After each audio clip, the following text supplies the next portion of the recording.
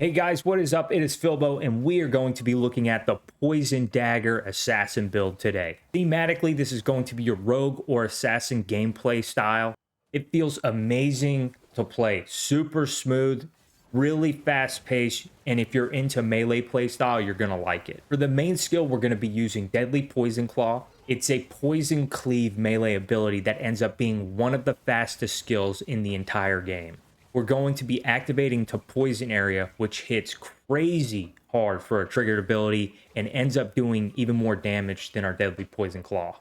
Both skills are going to add initial strike damage, but then they will also add a Venom dot that's going to add to our overall damage. Another thing I gotta mention about this build, it's one of the nicest builds I've ever played for your mana. So if you've had issues with mana in the past, fear not. This build takes very, very little amount, which also makes it beginner friendly. Okay, let's jump into the build. Okay, let's go ahead and take a look at our skills that we're using. Our primary skill we will be using here is Deadly Poison Claw. Deadly Poison Claw is going to be a Poison Dagger cleave. So you see the cleave happening here. And it starts off with a 15% base speed amplification. So it is fast out the gates. It has a chance for Venom here, so this applies a dot. It is area of effect, so keep that in mind. And then we also have a 20% chance to gain a poison energy on hit. By default, we can stack up to 5 poison energies, and each of these energies will give us attack speed. So even more speed. That's why I said earlier, this ability can get really, really fast. We are then going to awaken to Origin to get the poison penetration link, which is going to give us up to 20% damage amp, poison pen, and then poison damage. This is the best one. This one right here, not a big fan of the area effect, because if you're wanting to add larger area of effect, just throw the rune on. This will keep you from even putting it on. So if you're wanting to farm, you might as well just throw the area effect rune on and keep Origin. What I want to point out with Poison Cloud, and it's important to note, is that Poison Cloud, even though it's a spell, has the melee tag. Also has a chance to inflict venom, and nothing special going on here, just lots and lots of additional damage. Penetrating Slash, and Penetrating Slash is my favorite movement ability and just goes with this build. It's fast and reminds you of an assassin. Also going to be using for our enhanced skills, we have Fighter's Wrath. Reason we're using Fighter's Wrath, it has the melee damage amplification. Note that I said earlier that Poison Cloud has the melee tag. So this works for it, and we get additional attack speed, or if we're not attack speed capped. Then for our defense enhance, we are going to be using Tenacious Regeneration. Acts like an on-use potion, giving us instant recovery to our max HP, and then a nice HP regen per second. From here, you can throw an additional movement ability on your bar if you want. So roll, also a really good movement skill. What I've been doing is I've been using Illusion Hook here. And the reason I've been using Illusion Hook is because Illusion Hook is going to give us the option to pull mobs. But the main reason I'm using it is because I'm attaching it to Poison Area. If we look at Poison Area, it creates this puddle of poison, which is going to add this poison damage taken increase. So that's why we have it attached to our Illusion Hook, and we're going to be using spell activation on hit link. So this link right here, which actually lowers the cooldown. So skill rune cooldown dampening. So it's going to make this poison area a really, really short cooldown. So if you look at the cooldown there, it's 6.77 seconds. And this is at the rare level of this activation on hit. The other thing is we're going to want to eventually get our Illusion Hook awakened to source to add this pain effect here. So it's a guaranteed 4-second debuff of pain effect, and pain effect is going to add 10% damage taken increase, and then an additional 50% of the effect on top of that. So it's a 15% damage increase on top of all that poison damage increase we're getting from Poison Area. So it's really, really nice. And this is kind of what happens. This is what you'll see. You'll throw the hooks, it'll hit, and it'll create that poison. And when you awaken it, it's going to give that pain debuff as well. We have Illusion Axe here. Illusion Axe spins around us and hits the enemy. So what we are going to do is convert this to lightning and add the continuous shock link rune so that we can apply shock. Finally, my recommendation for attack seal is Seal of Critical Chance. This is, in my opinion, the best seal to use if you are not crit capped. If you are crit capped, then use Seal of Condensed Elements. It does the most damage. All right, guys, moving on to the link runes, we're going to talk about the primary skill Deadly Poison Claw first. You should be adding Grand Approach. You do big damage the closer you get to enemies, so you'll want to get as close to enemies as possible to maximize damage. It's also going to give us nice HP regeneration. This is a must-have rune. Fighting Spirit is also really great for defensive purposes. It adds not as much damage. These Fighting Spirit stacks is what you're looking for. The 20 plus 10 at the legendary level, and you get big dampening, physical and element for each stack. So you'll want to probably use Fighting Spirit. Deadly Poison is something you can use for some big damage. If you use Deadly Poison, my recommendation is that you have to awaken it, because the way that Deadly Poison reads is that it cannot apply Venom, but you do get really, really big damage gains from using it. So the way we get around it is we have to awaken it to Verity, so that we add this change to can inflict Venom. Otherwise, we are not going to be inflicting Venom from our Deadly Poison Claw, which is a big drop in damage. So if you're using Deadly Poison, keep that in mind. You have to awaken it to Verity. The next one is going to be depending on whether you're farming or not.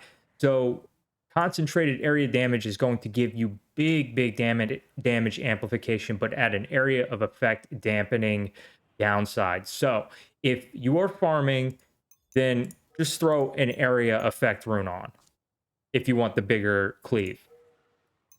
Otherwise, you can put some other damage item on here if you kind of want to go in between. Like you could throw a Mana Storm on here if you don't have mana issues. You could throw element damage amplification. That one's good as well. Or you can just throw the concentrated area damage on.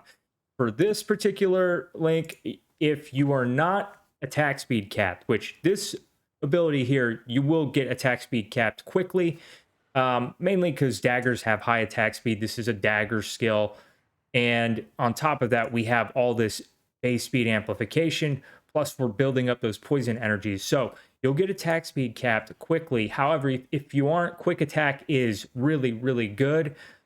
Otherwise, some good ones might be Find Weakness. If you're not crit capped, this is a really nice one to have. Otherwise, put on one of those damage runes that we talked about earlier, element damage amplification or Mana Storm. All right, moving on to Poison Cloud, we are going to be using Mana Storm. This is not a mana intensive build, like not at all.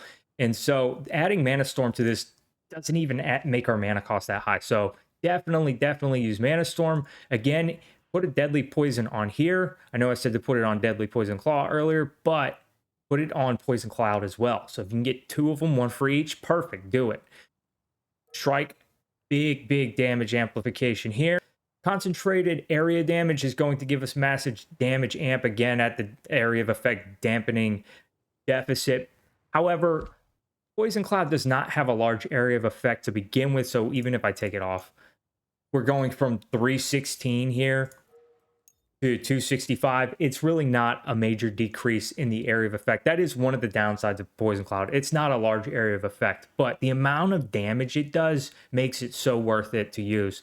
So I'd throw concentrated area damage on it, and then element damage amplification is a really nice one to round things out. Moving on, our Illusion Axe we talked about earlier is how we're going to be getting our shock debuff. Shock debuff is important because it adds 20% damage taken to enemies that we shock. So we got to have a way to do it. We are going to convert it to lightning so that we can then use the continuous shock link rune, which allows us to shock. So do that. One thing I want to note here is that if you throw an area of effect on here, it's going to make it bigger. That's good. And then throw a dampened resource cost on just to drop the cost of this. Again, not a mana intensive build, so you might not even need the dampened resource cost. The other thing that I could recommend is that you put extract energy on here, because extract energy is going to allow us to build up lightning energy. And that's going to give us status effect rate. More status effect rate is going to give us more consistent shocks. So that's something that you could put on there. Moving on, we're talking about the illusion hook activating to poison area setup that we mentioned earlier. So we are going to be using this spell activation on hit to trigger poison area. So for the zodiac stats, we are just going to need enough dexterity and intelligence to get to 200 points each, and then we will pour the rest into strength. It is that simple. The reason we need 200 for dexterity and intelligence is because down here in maggot, we are going to want to grab this 40% damage if strength, dex, and int is 200 or more. So that is all of the stats we will be getting. Okay, for our zodiac trait points, we will go into tree 1 here, grab these 7 points right here. Tree 2, we're going to grab these points here. If you have plenty of armor, you can drop this and do the dodge route instead. Tree 3, I am grabbing all of these points right here. Tree 4, we are grabbing this route. Take the resist you need the most. Tree 5, we are taking these 5 points here.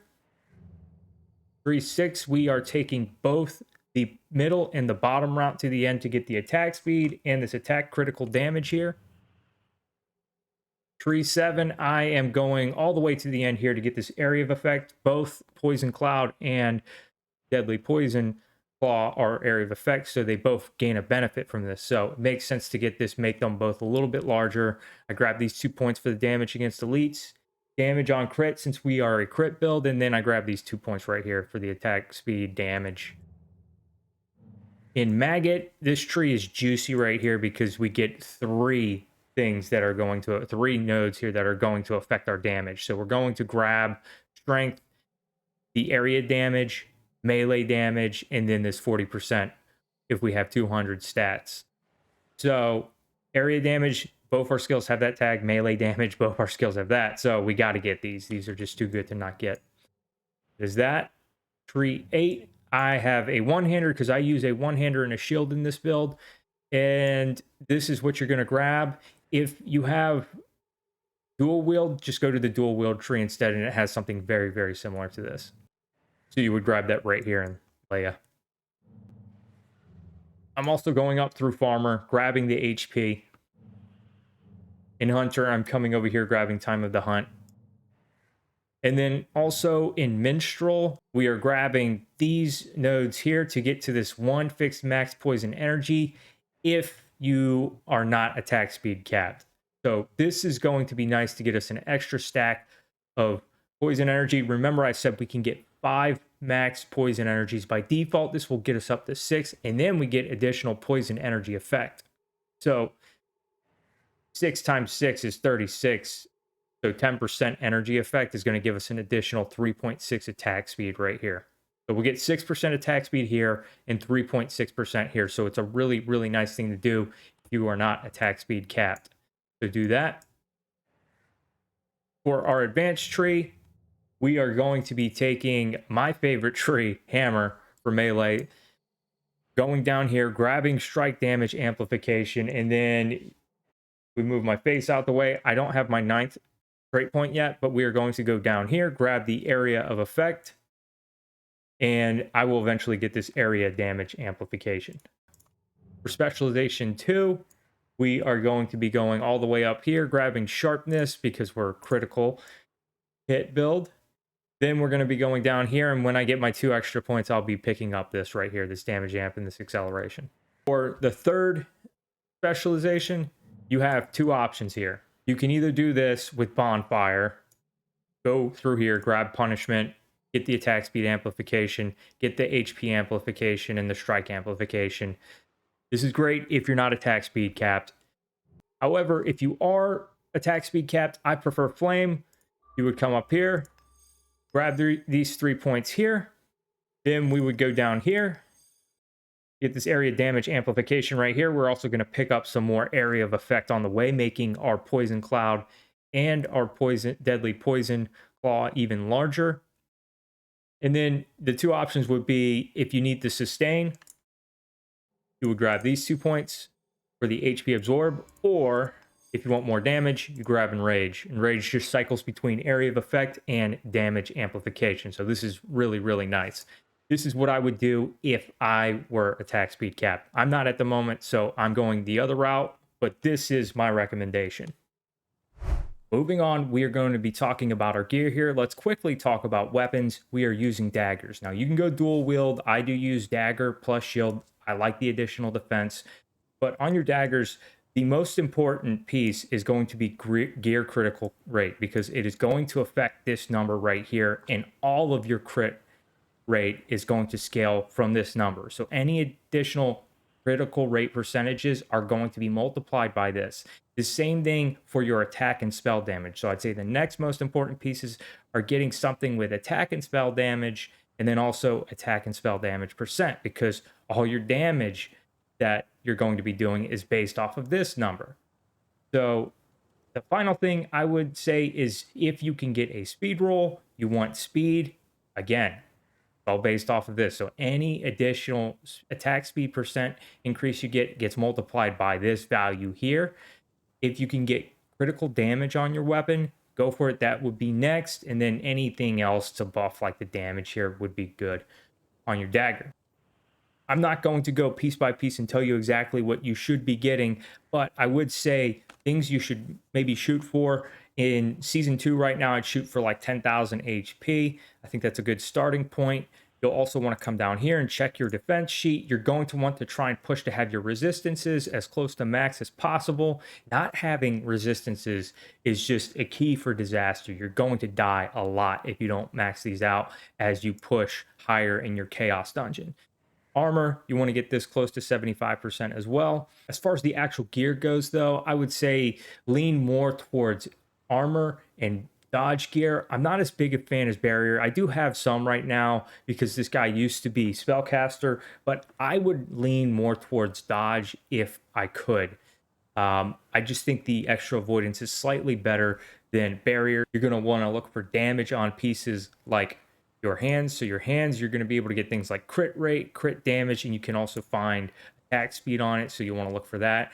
Rings, you're going to be looking for like damage rolls, attack speed, attack crit rate, and you can also get attack crit damage. So we've got crit damage on here as well. On necklaces, I'd say the most important thing is to get flat poison damage and then element damage percent on them. So that's something you're going to be looking for in your necklace.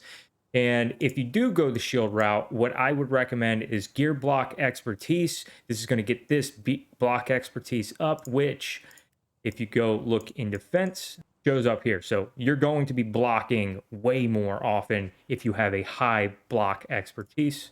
So make sure you get that on your shield if you're going the shield route. And then you can roll damage. So damage percent, and then things like HP are good. You can also roll a damage reduction on the prefix. So those are good as well. If you're having mana issues, you can get mana sustain big time on your belt. So look at that. In terms of charms, what I would go for, if you're going for an order of blessings, which blessings do you want to get 140 on first? Definitely go for Castor first. You're going to be able to get this nice element damage taken decrease and element damage amplification. After that, I would go for Boreal. Boreal is going to give us a nice armor amplification, big defensive right there, melee damage amplification as well. Remember that Poison Cloud has the melee tag, so it gains benefit from that. After that, I would go for Vesper. Vesper has poison damage amplification and poison damage taken decrease, so this is very good. And then finally, if you can go for a fourth 140 blessing, then go for Alyssa. You can get the area damage amplification. But since we're not going to be targeting barrier, this is the one you want to keep for last. For our avatar, my recommendation is that we go for Avatar of Seftar, pick up the passive Enhance Chaos Resist, and then for our active, we are going to be picking up Mental Stimulation for the element damage amplification. Make sure you grab this cooldown recovery speed link so that we can get our cooldown lower than the duration. Without that, our cooldown is higher than the duration and we don't get 100% uptime, so we want that one. After that, you can choose either recovery, which gives you nice sustain of max HP or mana, 20% mental stimulation for the additional damage. So if you choose that, this will bump this number up. And then the last one I like is enhanced damage decrease. Next thing you want to go for is going to be Avatar of Leo. You're going to want to choose Avatar Leo's passive enhance attack speed to get the movement speed amp and the attack speed. Finally, we are going to get the avatar of Hamal, and we will eventually be targeting this enhanced poison penetration for the extra poison pen and poison damage. And that's the entire build. That is the Poison Dagger Assassin build. I love this. This has been one of my favorite builds to play since I started playing the game. But if I've not answered something or if you're confused about something, please go ahead and drop something in the comments and I will get back to you on it. But if the video has helped you out, please leave a like and a subscribe as it helps me a lot. But I'm going to get back to the grind, so I'll catch you guys later.